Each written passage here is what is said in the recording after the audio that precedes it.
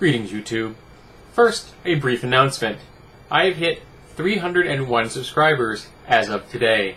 I thought that was pretty darn cool. As anyone who's watched any of my political videos knows, I'm one of those dirty, filthy, liberal progressives. And I have a pretty dim view of the conservatives.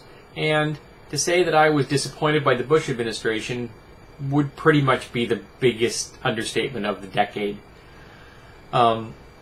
And even though I consider them to be arguably the most corrupt administration within my life, they're not the worst. That probably goes to either Buchanan or Grant.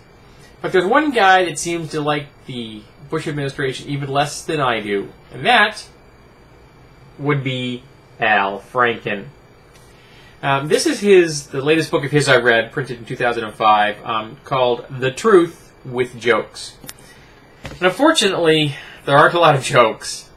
That doesn't make the book bad. It just means that the truth part is kind of depressing. And it's hard, even for a man who's as skilled at telling jokes as Al Franken is, to make light of that topic. I mean, this is the guy that wrote the Julia Childs sketch for Saturday Night Live. And that's a hilarious sketch. But even he couldn't make the Bush administration funny. Now, this covers the entire run-up of the Bush administration's efforts to be re-elected in 2004, which they, unfortunately, were successful at because apparently 51% of Americans are really dumb. And yes, I'm sorry, I'm calling you out. If you voted for that imbecile, I have a problem with that.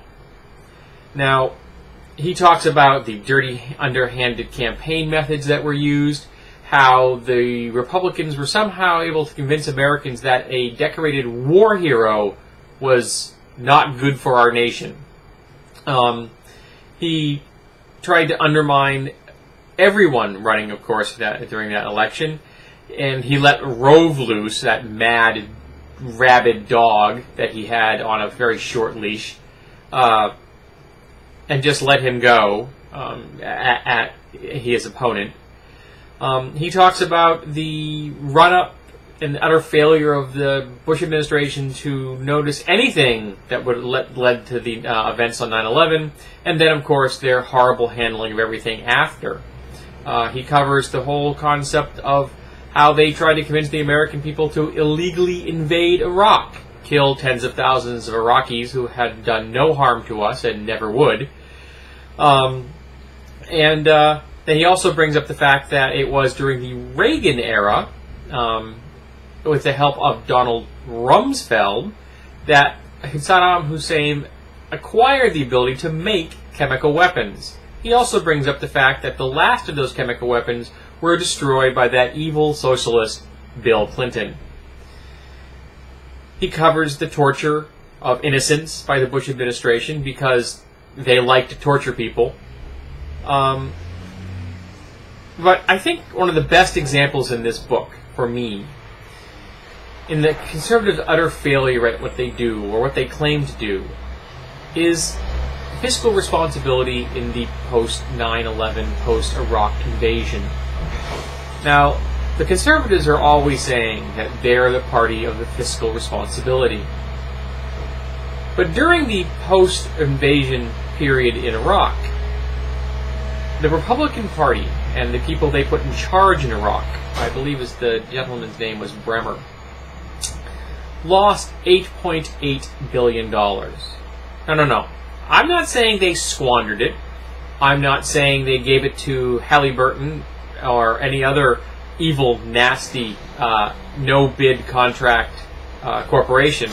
No, I mean they lost $8.8 billion. They just don't know where it went.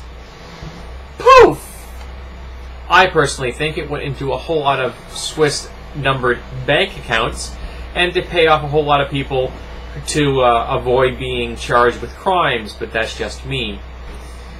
Now, $8.8 billion is an abstract number for most people. Now, where I live, homes are not cheap. But for about $250,000, $250,000, you could buy a decent 2-bedroom, maybe even a 3-bedroom house on a small plot of land. Something that I would like to do and I can't afford. I don't have $250,000. Now, if you were to do that, and you had $8.8 billion to spend, you could buy 35,000 of them. That's a lot of houses.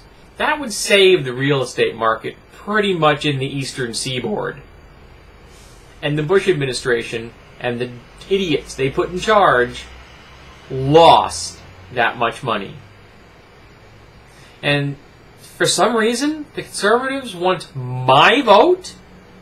No. Not until you round up every single person complicit in that loss, and, of course, everyone in the Bush administration who should be tried for crimes against humanity for the illegal invasion of Iraq. So if you find any of this information interesting, read this book. It's moderately humorous and very informative. And I am very proud that Al Franken now works for the American people and is there to defend us against the conservatives in America. Because he was elected to Congress, and that is a great thing. I wish there were more politicians like Al Franken. And if Al Franken ever runs for president, he's got my vote. I got your back, Al. You're one of the real heroes out there. I'm glad we have you, and I loved your book.